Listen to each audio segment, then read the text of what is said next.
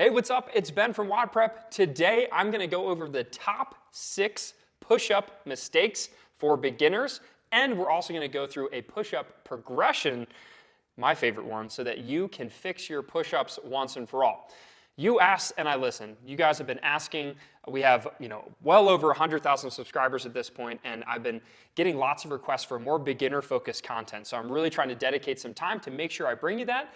It's not something that you find much on other CrossFit channels, but today we're just gonna talk about the simple push-up or earth downs, depending on how you look at them. And then at the end of the video, I'm actually gonna go over 2 different versions of my favorite progressions to help you develop a push-up. And spoiler alert, there is 0 knee push-ups happening. I actually do not like knee push-ups, which is a very common scaling of the push-up. Similar to how I really don't like bands being abused for modifying pull-ups and just doing nothing but banded pull-ups for the rest of your life. I think that happens with a lot of people in their push-ups is all they think about is going from their knees, and then it turns out that they're not making any progress. So this video is gonna help solve all that. And if you stick around to the end of the video, I actually have a really cool ebook that I want to give you. It's specifically to help beginners get better at this sport. So if you're someone who wants to go from scale to RX, so without further ado, let's get into it. So let's talk about those top 6 mistakes, and then like I said, we'll go into the progression on how to fix them. Mistake number 1 for the push-up is the dog. So if you've ever done yoga and a downward facing dog, or you've seen a puppy stick their butt up in the air and get really low to play, well, that is what happens with a lot of people when they do push-ups, is they keep their hiney really high in the air. As you can see here, we don't want this. We want to make sure that we maintain a solid plank position. A plank means we should basically, from our heels all the way to the top of our head, it should be a straight line. There shouldn't be much bends in it.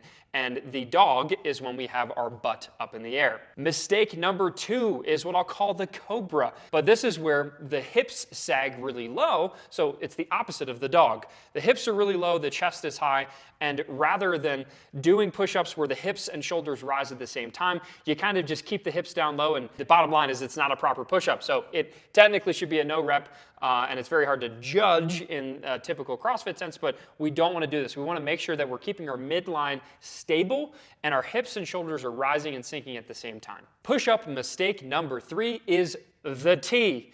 So what the T is it's actually, I'm talking about our arms and our hands in alignment to our shoulders. A lot of times people will do push-ups with their elbows out like this. Basically, their arms are a T in relation to their torso. Instead of having a T, I want it to be more like a Y, where basically our arms are coming down and our hands create like a triangle with relation to our shoulders. So basically, look at the video. You can see we have a good version here versus what we would call a T push-up here, which is the bad version. Ultimately, you're not getting the same amount of power, and it just puts your shoulder in a really awkward position. It's something that I see really, really commonly. Flaring the elbows out just seems like it's stronger, but I promise you it's not what we want, especially if we're gonna carry this over eventually to maybe doing handstand push-ups or bench press or anything like that, any of these actual pressing movements. You want to be stronger in that elbows in position. So keep your elbows in, and that'll help you fix the T push-up. Number 4, we have the most inappropriately named push-up. We're just gonna call this the teenager. And the reason is because the teenager humps the ground repeatedly. So the teenager, basically this is the floor humping push-up. It's someone who basically they get their butt off the ground eventually, but it's not in relation to their shoulders. So rather than having the plank go down and up at the same time, it kind of turns into this really awkward floor humping movement. Rather than having it look awkward and having your shoulders and hips move at different times, which ultimately makes it look like you're humping the ground. Again, we're trying to move our shoulders, our torso, our hips, and even obviously our legs at the same time as we're going up and down into the push-up. The only thing really that's moving is the torso and our arms, and they should be just 2 different units. You shouldn't have all sorts of hinging happening, especially not at the hip. We don't want you to hump the ground like a teenager. That's mistake number 4. Mistake number 5 is what I've called the lazy last rep. I see this a lot in workouts like Murph. Murph is a workout I'm very passionate about. We have several videos here on YouTube about how to optimize Murph. And one of the hardest parts of the Murph Hero workout is the push-ups, especially with that weight vest.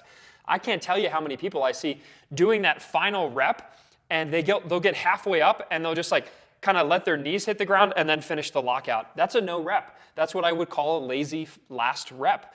you have to make sure that in order to finish the last rep of your push-up, you have to actually lock that sucker all the way out. It would be similar to like trying to do like a bunch of overhead squats, and then as you're standing up the last rep, you drop the bar early, right? We have to make sure that we finish the standard before we end the rep. So the lazy last rep looks a little bit like this.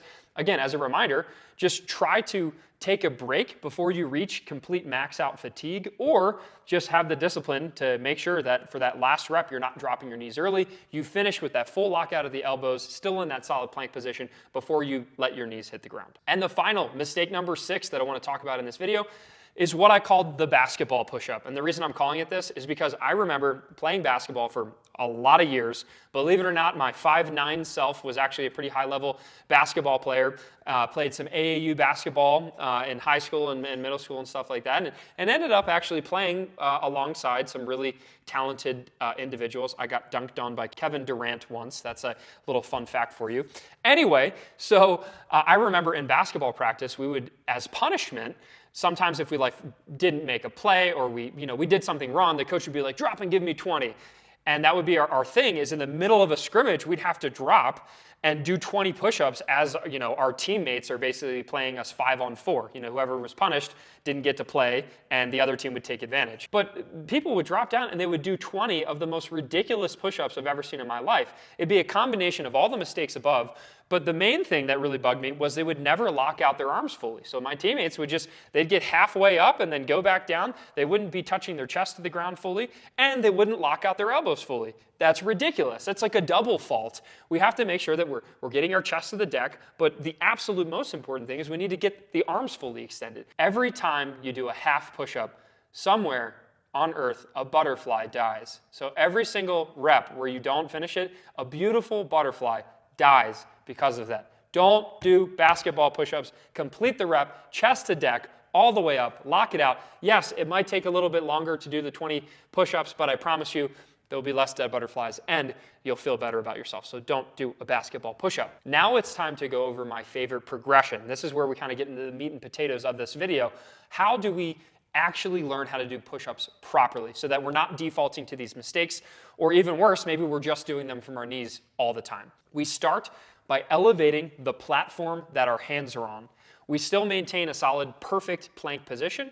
We make sure that, again, if we drew a straight line from our head all the way to our heels, it is a straight line. There's no bending happening. From there, we take the platform of our hands and we adjust it. What's cool is this is essentially infinitely scalable. Here's how you can do it. You can take something like a box, or even you can start on a wall and do push-ups to a very high elevation. So let's start with a standard 3-sided box. This is something that you'll find in a lot of gyms. You have a 30-inch side, a 24-inch side, and a 20-inch side. So that's what we want to practice. Start by doing push-ups to the 30-inch height box. This is an easy push-up for a lot of people. You can still maintain that perfect plank position, and you're able to do reps. Once you can do 8 to 10 reps with perfect form, then it's time to basically take that height of 30 inches and drop it down. You can move it to the 24-inch height side. Again, we're trying to practice perfect form.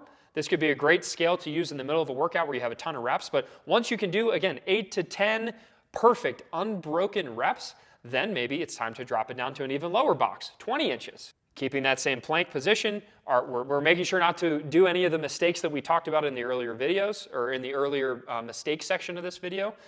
And then we're just lowering the box even lower. So we can go from 30 inches to 24 inches to 20 inches. And then once we no longer have a box that's low enough, we can start stacking plates. So I could stack 4 or 5 45-pound plates on top of each other. And as we get better, I'm just reducing the height of the platform that my hands are on so that the push-up becomes harder. And then you could even go as far as to make them deficit push-ups or decline push-ups if you wanted to somehow make it more difficult. And then eventually you're working your way into handstand push-ups. That's what's so cool about this sport, is it's infinitely scalable.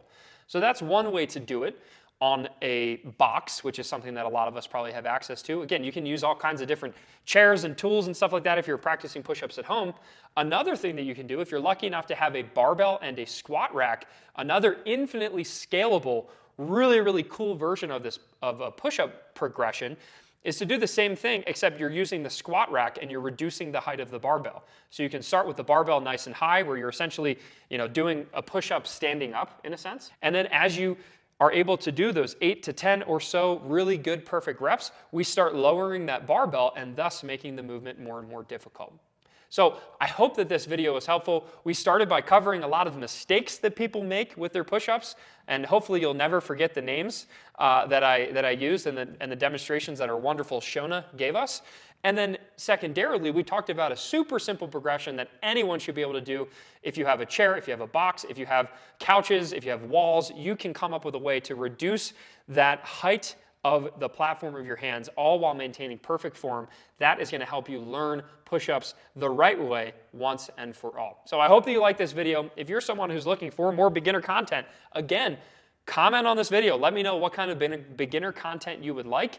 Tell me, what is, out of the top 6 mistakes in the comments below, let me know what is the mistake that you despise the most. So when you see it in other people, because obviously I'm not going to make you admit to which mistakes you make, but let me know, which mistake do you despise the most when you see other people do it? 1 through 6, let me know in the comments below, and obviously use the actual name that I came up with. If you're a beginner who's trying to go from that scaled to RX division and learn how to get better in this crazy sport we call CrossFit or functional fitness, then click the link in the top comment below, or you can check the description. There's a link that will take you to our beginner ebook. It's something that I wrote a really long time ago when I was first starting WODprep, and everything in it is still valid. I'd love to send you a completely free copy. You're just going to enter your name and email, and I think you're going to really like it. We've had tens of thousands of people download it, and we've gotten a lot of great feedback. So go check it out, and last but not least, I'll see you in the next video.